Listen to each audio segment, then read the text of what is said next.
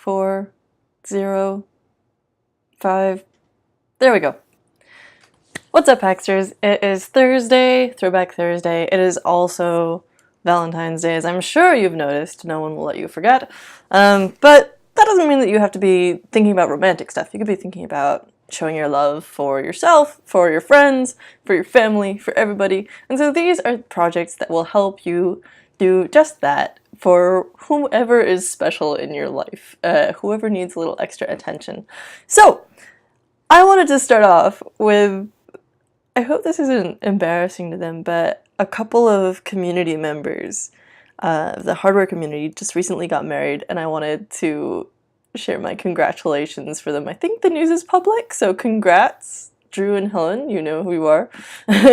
Relevantly, there is one of my favorite projects relating to rings is this cyborg ring by Zach Frieden, and I tried putting it together a while ago, and I've yet to test it because I don't have the right batteries, nor have I quite gotten my the handle on the programming side of this yet, because you have to solder stuff to it in order to program, and it's very delicate, but it's this beautiful ring that comes as a PCB from Oshpark and is powered by 2 hearing aid batteries. Zach has given out kits for the surface mount components that you use to assemble this. It is quite fiddly, but the process yields really beautiful results, and it's just ingenious the way that this is designed. So this has been around, I think the first time that I saw it was Teardown last year, which was in April in Portland, and then there was a workshop that he gave at SuperCon in November, but I think it was published first a while before that. Anyway, it's a beautiful project. Ooh, and of course I've just dropped it. I think it's pretty sturdy now that I've got most of the things attached. Yeah, but I did have to make a couple of improvisations. So there's all these cool innovations that he's made here, and hopefully there's here we go. There's the animation. That is slightly sped up, but it's a really beautiful illustration of the animation that this does. I want to show you it super close up because it's gorgeous. I mean, my soldering job is not nearly as gorgeous as his, and it doesn't light up yet, but it will someday. So here we have the tiny little chip that powers it. Let's double check what that is. I forget. It's been a while since I put this together. It is A283 T25. Is it like an tiny 25? Let me double check. Because it's in here. So we've got resistors, QFN chip. At-Tiny 85. Okay, yeah, it's just a QFN package of an At-Tiny 85. So instead of having your usual sort of 8 contacts on the sides that are little legs, you've got this kind of a shape, which is different. Alright, so then we also have this Arduino music circuit. Let me pull this up. That plays music when users hold hands. This is a classic example of transmitting conductance through people, transmitting power through human contact, which is an ever popular way to build things that sort of require human interaction in order to function. And this is a great way to, for example, build public installations that encourage people to connect, or have something in your house that may be like a musical instrument or something that requires people to jointly play it. And it's a great way to sort of bring cooperation into something that's typically a very solo endeavor, which is making music. So that's on our blog. You can find it at blog.hackster.io. Next up, we have my project from last night. If you need a super last-minute project, fear not. You can make this ring, or earring, with no soldering, with plain copper electrical wire, and just an RGB LED and a coin cell. So I want to show it to you close up. But I did a little tweaking after finishing yesterday's video. I think it is more beautiful than it was. Plus, you can easily now learn from the tutorial how to make it. So this is quite light. I had a question. My previous freeform earring was quite heavy because it had 2 CR2032 batteries, And this one uses a single CR1220, which is much smaller, maybe a third or a quarter of the weight of a CR2032, and there's only one of it. And you don't need any holders because of the way that the circuit is structured, and the amount of weight added by the copper wire is not very significant. So I'm able to wear this one very comfortably, and I think it's a great gift if you want to make a matching pair of similar things. I have a lot of tips on how to build shapes out of wire that will work and look nice and be good. So let's see what's next. Oh yeah, so last year I made a quick project with the Adafruit Trinket M0 and a circuit sticker. So if you're not familiar with circuit stickers, they're this amazing system by Jie Qi and Bunny Huang, which basically is exactly what it sounds like. They're stickers that have little electronic components on them. So you've got an LED in this case, and they come with this roll of copper tape, and you can do different effects with them, like twinkling or pulsing or things like that. You can make it sound responsive, light responsive, and there's all kinds of different components that you can get with this. So I have an Adafruit Trinket M0 on the back here, and this comes with a really cool demo circuit Python sketch that makes it really easy to adapt to whatever need or project you have. What I ended up doing here was using the copper tape to create these contacts. These two go to an LED on the other side, as you see how, and the rest of the contacts are connected to this touch pin. So pin D3 is being used as a touch input. The copper, which is a little bit haphazardly globbed on there, I haven't quite mastered the method of soldering to copper tape, but you touch any of these things and it does a little light up. So again, bringing a little bit of the human touch into here. I haven't actually published this one yet, but I should. Anyway, yeah, that's a great gift for anyone who likes getting cards in a sort of old-fashioned way, but a bit more of a modern twist on it. What else have we got here?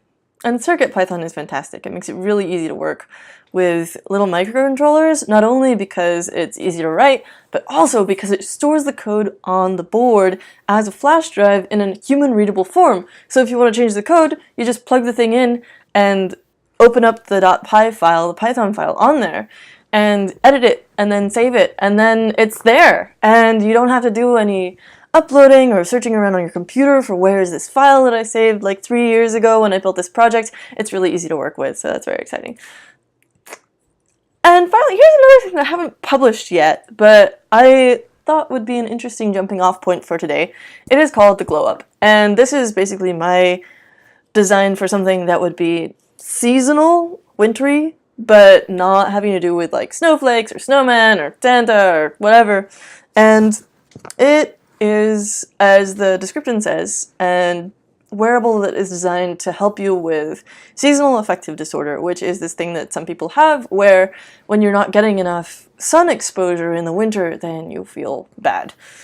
To extremely simplify it. And I don't have seasonal affective disorder, so I have to disclaim all of that, but there is evidence that using a lamp, often known as a sad lamp, of course they chose an acronym that, anyway, helps with this. So by exposing yourself to light from a high-powered lamp or a very bright lamp for a certain amount of time per day, it can help with this. Not only that, but this kind of mechanism can help you get over jet lag as well. And I've used it for things like that, helping myself get up earlier in the morning. I believe it does work, but I've only done cursory testing so far. Partly because I want to consult with an expert before I continue shining lights into my eyes. There's a couple of things you have to be very careful with around this. But basically, instead of using a large lamp over there that has to put out 10,000 lumens in order for it to be effective. Instead, since light decreases proportionally over distance, then you just bring the light much closer, this close in fact, and then you're able to use much less light Not only that, but you can restrict it to the wavelengths that are highly effective. And so I did a bit of research, and I especially did a lot of jacking other people's research, and gave a talk about this at Body Hacks a few months ago. Since it's Throwback Thursday, I'm looping it in, and I think that this counts as something that's not only showing love to yourself, but also to anyone who has to deal with you on a regular basis. So it's good for everybody. And yeah, so it turns out that you can put LEDs, in this case surface mount LEDs, that are in the blue wavelength spectrum, up close to your eyes, and do not shine them directly into your eyes, but sort of glancingly across your eyes, or some people use reflectors or diffusers, so that you don't damage your eyesight while you're trying to do something good for yourself. These companies have, there's a few companies that I mentioned in the project, which is yet to be published, but soon. And since they are doing the same concept, putting these LEDs up by your eyes, why is this not loading? It has not been removed from Instagram. Well, I'll figure that out later. So there's 3 companies that are building these already that are basically anti-SAD glasses, or anti-jet lag glasses. And so, since it's new technology, they each have their own science page listing the research that they did. And so I basically just jacked that and used it to design my own wearable. This brings us to today, where we have this thing. And I wanted to share this because it's also relevant to what I was doing yesterday, talking about freeform circuits. There's another way that you can make really quick circuit projects for the special person in your life. And that is with the Bantam Tools desktop PCB mill, which I used to create this. It's falling down. This is USB powered, but you could easily do a coin cell or whatever powered pair of earrings, pendant, lapel pin, things like that. You can always turn an earring design into a little lapel pin or whatever if you really want to. But so I designed these little chevron shapes, sort of curved chevrons, and cut them out of double-sided PCB substrate, and then soldered on these SMD LEDs on little wires. This is obviously a first prototype and not very robust, but I wanted to show you, because I've never shown this on camera before, how you go from designing a shape to being able to have it as a circuit. It's 6:30, I think we got a little time to do this. Cool. So watch out for this tutorial, it's going to include a bunch of stuff, and I'm also going to give a tutorial on how to mill your own PCB with Bantam, because this is a throwback to our Design a Shitty Add-on in KiCad tutorial. So all of this is going to be published soon. But also I think that, here we go. But also I think that the companion cube is a great symbol of friendship and warmth. So what we're going to do is we are going to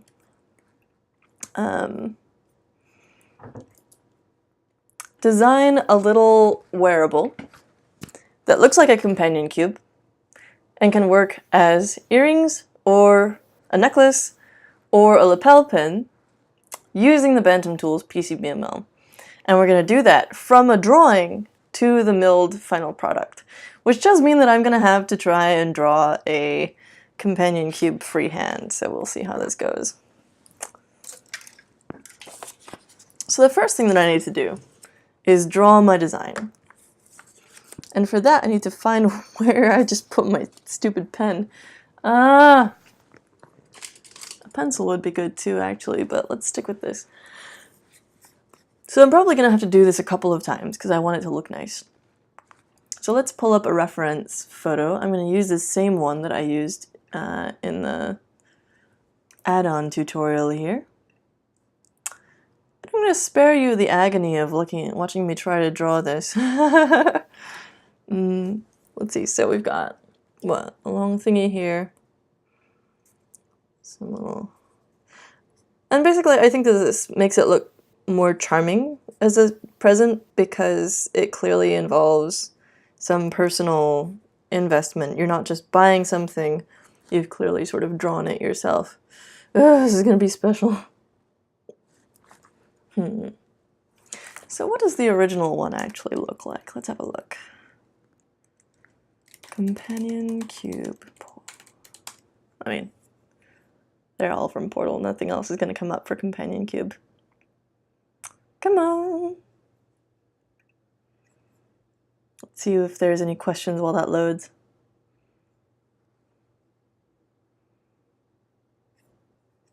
Oh!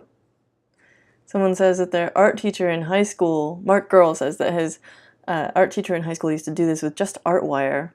She would love making little wire sculptures light up with LEDs. That's great. Okay, so it does have these extra little lines. Alright, it looks like there's a bunch of different designs, but it's fairly consistent. So I'm going to go ahead and try to do this.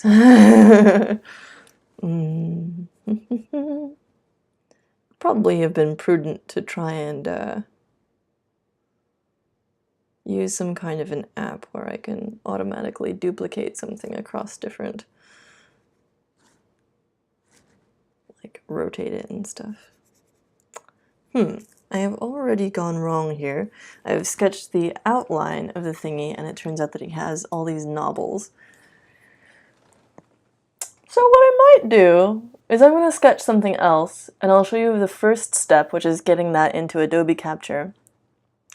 And then I'm going to show you how to grab an SVG like you would get from there and put it into the Bantam mill. Okay, so we're going to draw something else. We're giving up on this for now. Yeah, you can see that was not going to end well.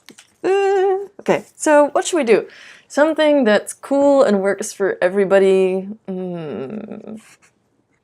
Let's say Hackster logo, because why not? That's really easy. So I'm going to grab one of our stickers here. And I'm going to trace it. And hopefully this will be clear enough to come through.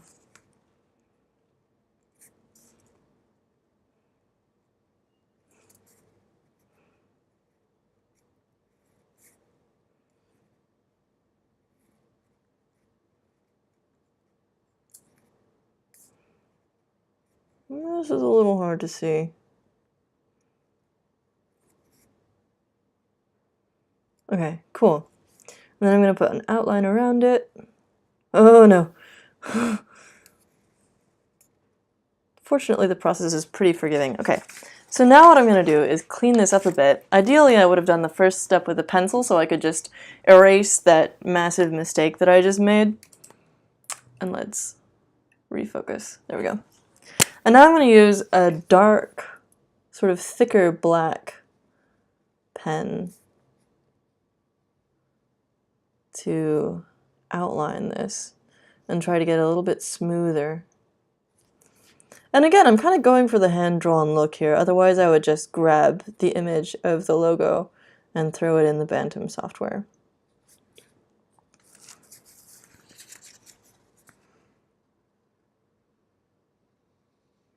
Ah, the Hackster logo, the eternal classic sign of true love.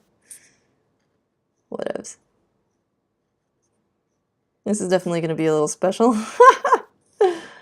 Oh, well. Now I'm trying not to let this get too feathered, which is what happens when the ink spreads throughout the paper.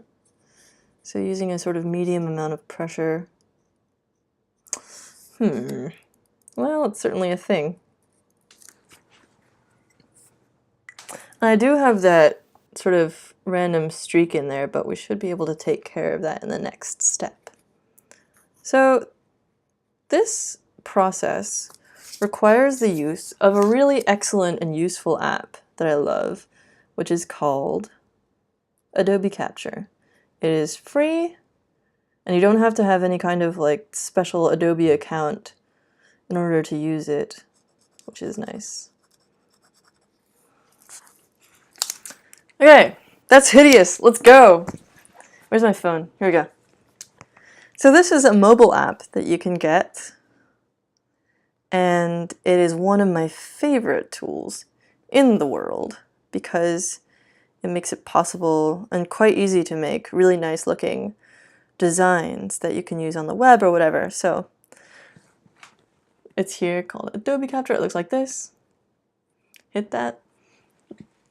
And basically immediately comes up with this image of what your camera is seeing. And I'm going to refocus a little bit, and we're going to look at this logo here. So getting the lighting right on this can be a little bit of a pain. Right now I'm getting some blank spots in the middle, but maybe if I come out, and then you can sort of adjust the contrast here. So here now it's filling in all of those little areas that I was worried about. Most of them. And we're going to be able to edit this again as well, although it's looking pretty janky. Okay, so now we have our image. I'm going to use the little tools in here. I can crop it, so it's a little bit more round. That's really not a circle, is it? I could rotate it, and I'm going to use this little erase button here. You can either tap entire thing. Oh wait, that's not what it's doing. Well, in other parts of the app, you can tap an entire little sort of object to remove it. I'm just trying to clean this up a little bit. So I'm going to do some swipes along this edge and around here. And a little bit around the edge here. And some around here.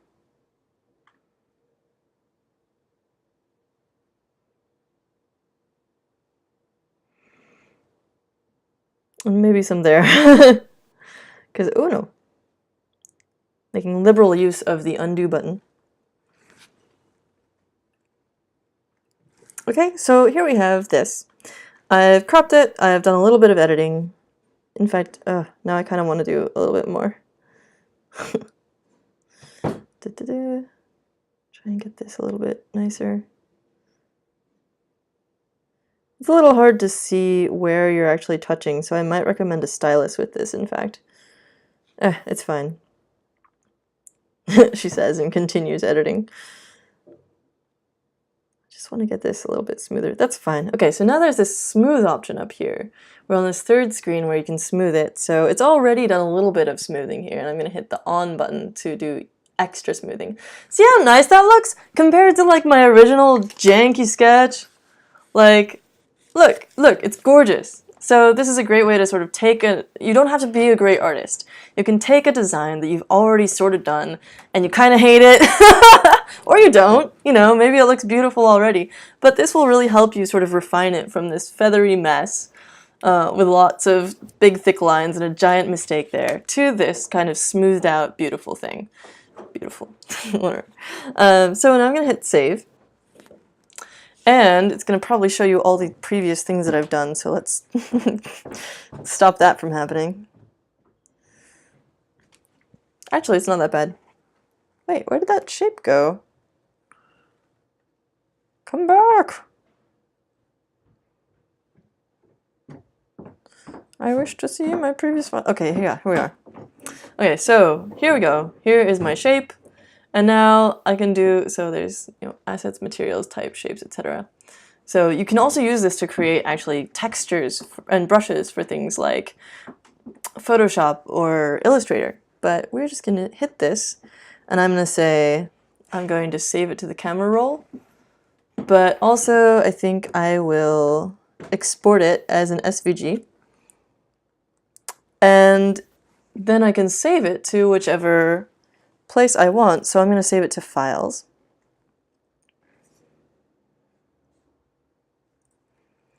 And now what I can do is just send this an email to myself. So I'm going to do that. Attach a file, do that, browse for the file, grab this. It's attaching there in the SVG format.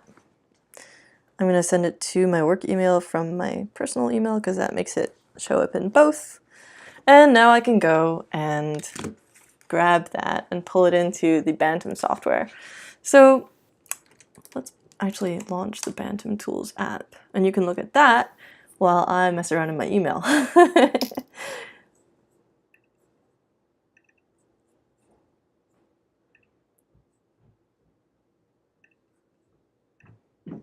That's not the right thing. That's my desktop.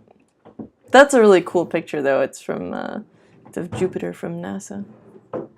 Oh, why is this up there? Come back. There we are. So that's what the interface looks like.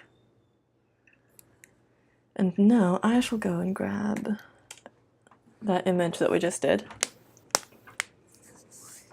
I feel like I should have put something else like companion QB on it, but it's a circle. It's hard to do that. There's not such thing as a cube circle. Quirkle. Scube. Okay, here's my email. This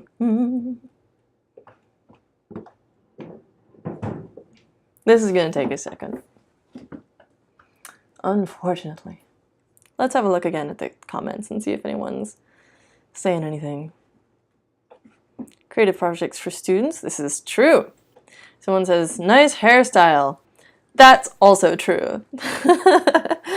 Naomi Wu would love this. I think, who knows? But she's super cool. So this seems to be taking rather a long time to load my email. So instead of doing that, I'm going to do what I said before and pull in a previously saved SVG image that I happen to have. So open files. And actually I'm not sure. Let's see, I'll just search for SVG. I think it takes SVGs. I forget if it needs PNGs or whatever because I'm usually messing around with either this. Oh yeah, here we go. I have a previously known millable file. This and the Glowforge have their own idiosyncrasies about which types of files they will accept, so that's always kind of a question, is like, which type of file do you need? This is huge! This is a picture of my luck die. There's a really cool interview that we did on Tuesday, actually, with Jesse from PyTop, and he mentioned this thing about how he really believes that you can help make your own luck by setting yourself up for success with hard work and being open-minded and things like that, and that's basically what this symbol means to me. It's the idea of being able to always roll sixes because you have contributed to your own luck. So I've just turned on the mill over there. Look! It's so cute! It's so small. In a good way. And so now I'm going to resize this thing. I don't actually have a piece of PCB in there. I wonder if I can grab the companion cube file from before, actually. That would be nicer. Because what I want to do is make companion cube earrings. That would be great. Let's see, SVG. To find the companion cube. Got all these things from, all these things from PCB CAD programs. I know that I have this saved somewhere, so let's look more constructively for cube.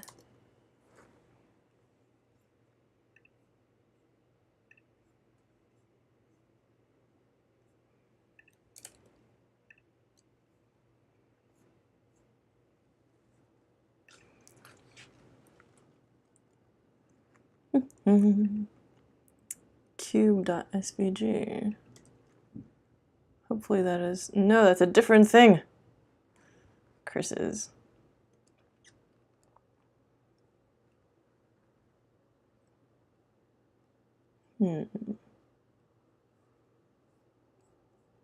Let's just go on the internet and see if we can find a file for this. So, companion cube. Oh, you know what? Actually, I think in this thingy, I linked where I got the previous file.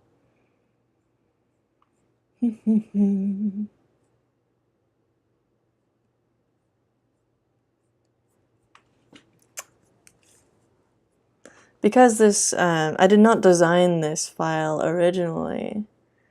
So I wanted to make sure that I credited the right person who created that image.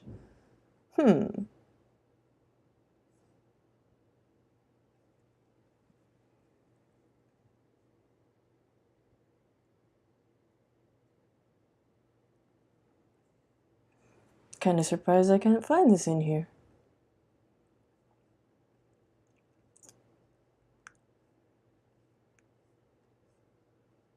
Ah, here we go. CC BY 3.0 license, Companion Cube SVG by Travis Lucia on Inventables.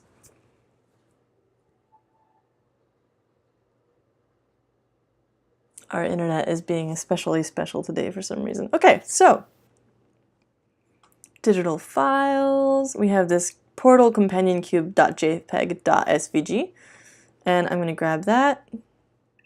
Download zip for $0. It might be, oh, okay, cool. It has not made me log in order to grab that. It's super simple. And they even tell you how to carve this up with some other kind of CNC mill, in fact. So that's pretty cool. Now that I have that, I'm going to open it in Bantam, the software.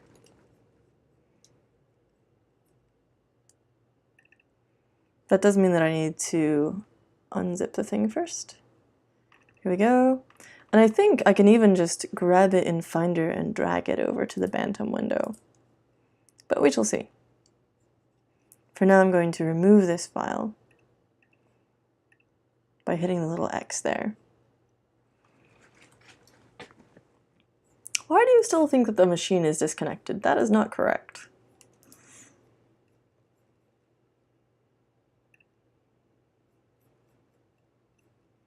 But here we are, okay. I'm going to drag this in and see if it works. Yes, glorious!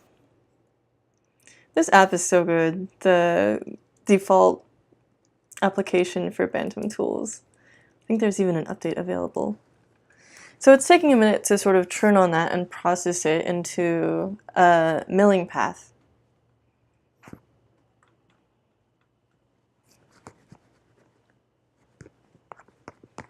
Gotta do a little dance while it does that. And I have about 20 to 30 minutes before I have to run away. So I'm gonna try and while that turns, oh, there it is. Ooh, that's very intense, isn't it? Oh, that's because it's huge.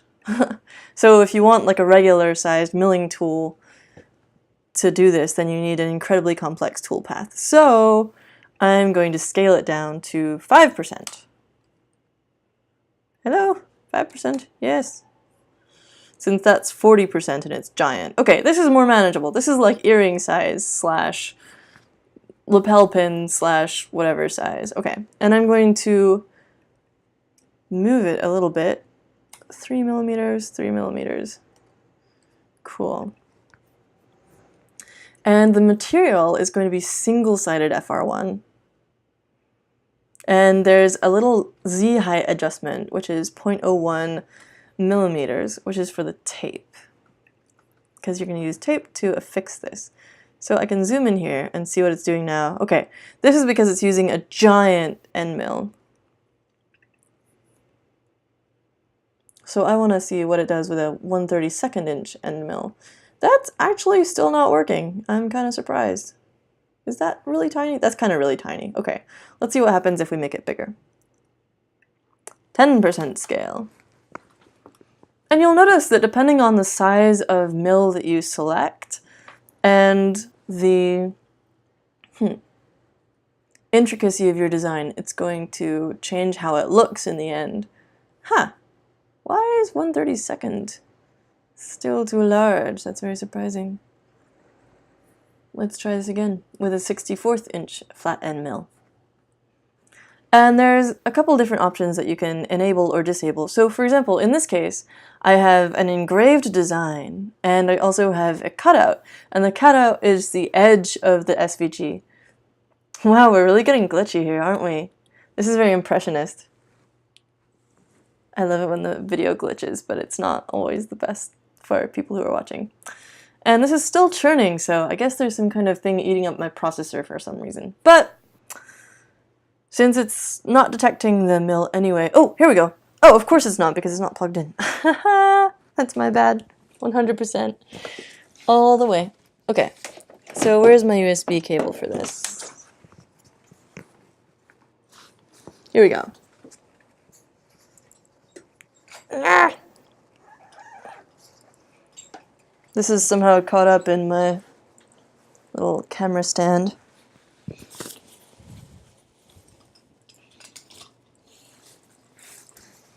What is going on here?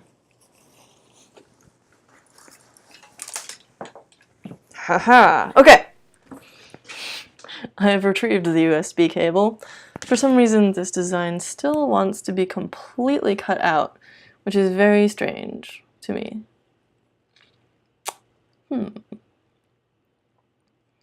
Why are you being like this? Oh, maybe because of the engraving depth?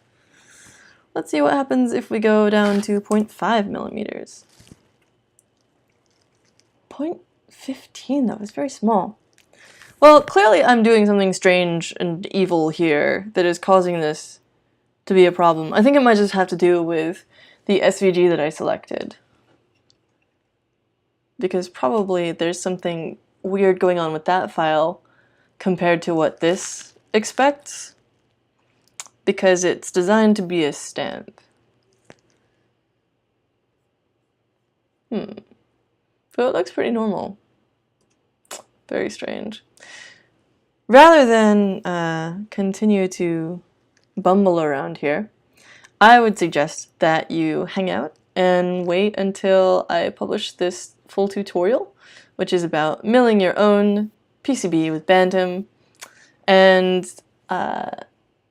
in the meantime, if you have a Bantam mill, I would love to see what kinds of things you have created for awesome people in your life, including earrings, lapel pins, necklaces, keychains. There's all kinds of stuff you can do with this. One of their examples is a dog tag project. If you go into their resources section, you can find all these different projects that they're doing. They also have a new cool podcast, so I want to see more about that. But yeah, the mill that we basically currently have on loan from the Bantam folks, it comes with materials to make this PCB badge, which is really cool, as well as how to engrave a dog tag using SVGs, and how to make custom aluminum rings. So that you get a little block of aluminum with that as well. And probably what I need to do is go review this engraving dog tags thing, because it's a while since I started writing this tutorial. But also figure out what is the deal with my file that is causing this problem. I think that's about what we've got for you today. Again, I hope that one or more of these projects inspires you. We've got the freeform earring, we've got the cyborg ring, we've got the little cute Trinket M0 touchy card that responds to the human touch. You do have to have it plugged into USB, which is kind of annoying, but you know, it was a quick project. And then, yeah, check out the links in the description to this video and share whatever projects you think are the coolest ones this Valentine's Day. Thanks for watching, have an awesome rest of your Throwback Thursday, and we'll see you soon. Ciao!